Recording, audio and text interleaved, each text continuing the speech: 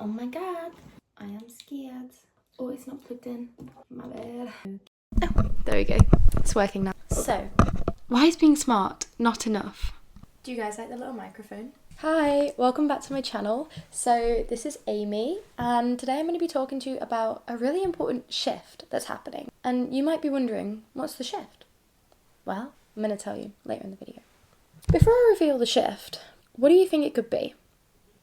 I'm going to give you an example, and I'll get to what the shift is later in the video, but I want you to try and think what I'm trying to get at with this example. I hate this notion. I don't know who came up with the idea, but even through TV shows and films such as Legally Blonde, the idea that, seriously, why can we not just be smart or just be pretty? Why do we have to be both to keep up with the trends in society? And that's because some people have recognised this shift and some people haven't. And there's a lot of competition now to keep up with whatever trends are being set. Society has influenced us once again, whether it be directly or indirectly. And an example of this is, why can't we just be pretty or just be smart? Why can't we be both if we wanted to be? It's this idea that people that are pretty cannot be smart, and people that are smart cannot be pretty. You can't have both. It's probably not fair, but also it's just not possible. Quite frankly, people decide if you're pretty or smart based off first impressions before they even speak to you. And that's because, well, if you're pretty, then you mustn't be smart. And if you're smart, then, well, you're not pretty. But that's just not true. This is a very outdated stereotype, and I don't even know where it's come from. Even in Netflix shows, movies, TV shows, it's been kind of ingrained in us that we can have both if we wanted. Some of us might not want that, and that's okay. But it's the idea that we shouldn't be shutting it down before we've even given ourselves the opportunity to go for it. And take Legally Blonde, for example. Gorgeous woman, incredibly smart, got into law school. And this woman has been referenced so many times because of what an inspiration she's been. Or even Rory Gilmore, for example. Even the fact that these women are only shown through TV shows and films is reinstating the fact that this is a fantasy. It's not possible. That the only way for this to happen is if you create it in your head or watch it through a film, and you can't have this now. But that's so not true. And we really need to start recognising that times have changed and we can prevent this and we can change this. So let's go for it. Clearly, both attributes have their privileges. You have different network of people that you're introduced to, or different opportunities, or even just a different outlook on life. They both have their privileges.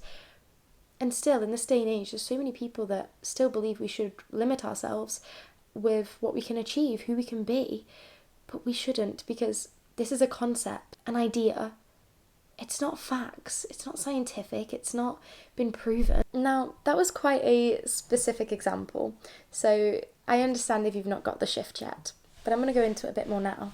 I'd just like to say that if I could summarise people in 2 words, and I'm really generalising here, not everybody is like this at all, but if I could summarise people, just the entire human population, which not possible, but take this with a grain of salt, I'd say that we're all, including me, cognitive misers. We like to take the easy route. We like to let our brains, well, rot, but in a nicer way. We like to let our brains detach. We like to not let it think, when this is your reminder to let your brain think. Let your brain decide. Don't let other people tell you what's right, what's wrong, impermissible. You have the power to make that decision and make that choice and do the research to really understand who you want to be and how you're going to demonstrate that to the world. Because being a cognitive miser isn't bad. It's just you should notice when you're being one and if it's worth it. Now, what on earth is this shift that I'm rambling on about before I've even got to? It's the shift of perception. And you might wonder, what do you mean by the shift of perception? And it's the shift that we are now, more and more people, day by day, are starting to realise the power that they have over their own lives and their choices and how the events in their lives unfold. People's perceptions are changing. They are starting to realise these limiting beliefs and recognize them for what they really are, which is limiting. People are believing they can be anything they want to be, anyone they want to be. I don't like saying the word want because it comes across as expectation, something that I will get someday and that is just bound to happen.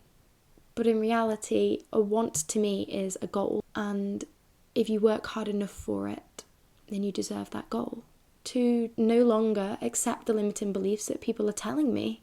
I have so many goals in life, with this being one of them, my second YouTube video. I am ready to work hard and ignore any limiting beliefs. Yet, people are surrounded by inspiration, bombarded with facts and resources, yet they're stuck.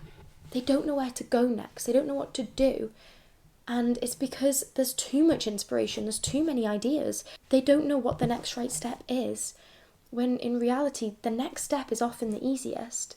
It's just a step, one tiny small thing. Don't get me wrong, a shift is great. It's evolution, it's growth, but a shift is also synonymous with change. And with change, there is lovers of change and there is haters of change. Personally, I'm going to be quite boring and just stick in the middle.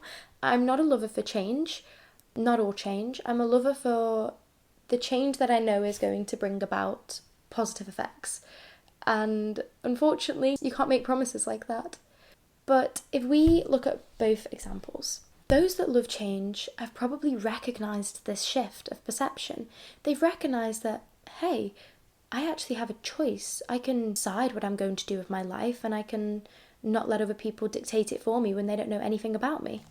And then you have the haters who are probably letting this shift go right over their head. If they do, they might just watch people hop on that shift, on that boat, while the boat just goes right past them. And they've missed the opportunity because they tell themselves they didn't want it. But they do. A lot of people do want to recognise their limiting beliefs and change it, because why would you want to limit yourself? That's something that I've always struggled with. I think I've always had the mindset that, hey, we shouldn't... This idea sparked me when I was planning a video. Personally, I'm someone that will take every opportunity and believe that I am in control of the events in my life. But in doing this, I do think this might come across quite narrow-minded. Some people will thrive with change and some people will absolutely hate it. But nobody hates positive effects that come from change. I don't think I've been looking at the camera the whole time. I've been looking in the middle of the camera.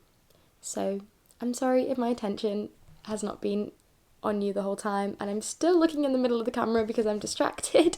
But I will do better next time. Baby steps. We'll improve step by step. I think that's why I decided to make a YouTube channel. As narrow-minded as it can seem to not understand why people don't want to change, because some people are frankly comfortable where they're at, and I love that. I think that's amazing for them, and I think maybe I need to stop looking so much in the future and start being more present, and I'm definitely working on that. But I think that having this perception that not everybody is open to change was part of the reason that I decided to make a YouTube channel, because I wanted to inspire people, to let them know that the opportunity's here, the opportunity's now, and they should go for it.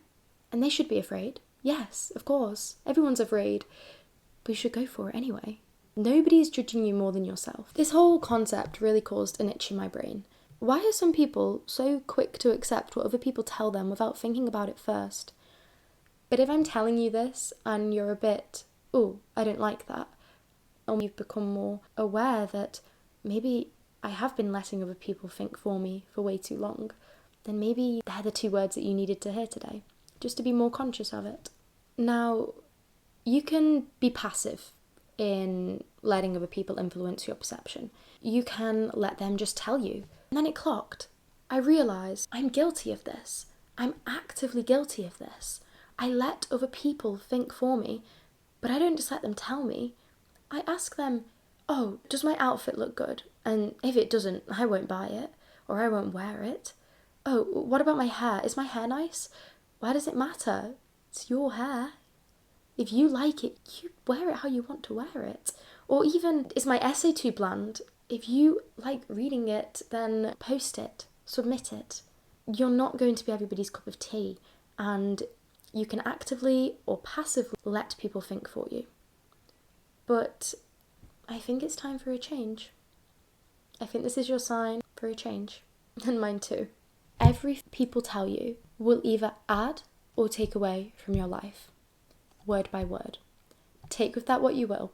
The way someone talks to you, the way someone influences you, is affecting you.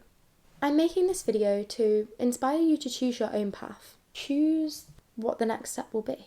Now, not all shifts will stick around, and by the time this video is uploaded, there will most likely be another shift.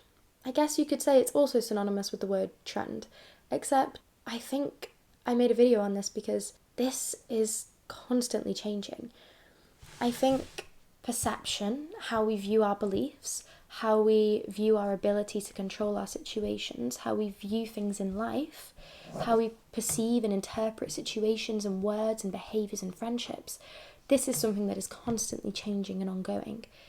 And so what I've said today will most likely always be applicable to somebody's life to help somebody realise. I'm making this video to inspire you to choose your own path. Next time somebody tells you something, have a little think. How does it make you feel? How does it make you behave? How does it make you see your future? How does it cause you to move in your seat? It's important to think about things deeply, rather than just agreeing to amuse other people, especially people you don't know or have never spoken to. There's other ways to make friends and keep friends than agreeing. You don't have to give meaning to everything somebody tells you or everything that you learn.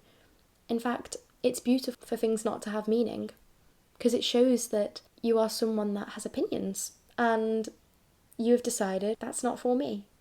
And that's great. Share that. Let people get to know who you really are and understand who other people are. You decide what is worth meaning. I won't lie, by the time this video is uploaded, there'll be another shift, but not all shifts stick around. The point of this video is that we allow ourselves to be who we want to be. We make those decisions, and we also can choose to not make a decision at all. We shouldn't downplay our abilities in the hopes that it uplifts somebody else. Thank you for watching, and please let me know in the comments, what's your take that? What is one thing from this video that you take and you might not agree with? Or you might think I've missed something really important that you find you really connect with deeply. Please, let me know in the comments below. And also, let other people know. I'll read them, but so might other people. I can't wait to hear what you guys have to say. And thank you for watching. I'll see you on the next one. Bye! I've currently just joined a video to watch a webinar. I've never done this before because I'm an hour and a half. I could be doing so much more with that hour and a half. But realistically, I know that I just end up scrolling on TikTok and not getting anywhere. So this is your sign to join a webinar. Try something different, something that's going to change your perception. Sorry about the angle of the camera, but I did just decide to film this on a whim. But this is your sign, guys. Go for it. No one's judging more than yourself. And I'm so happy that everybody is here.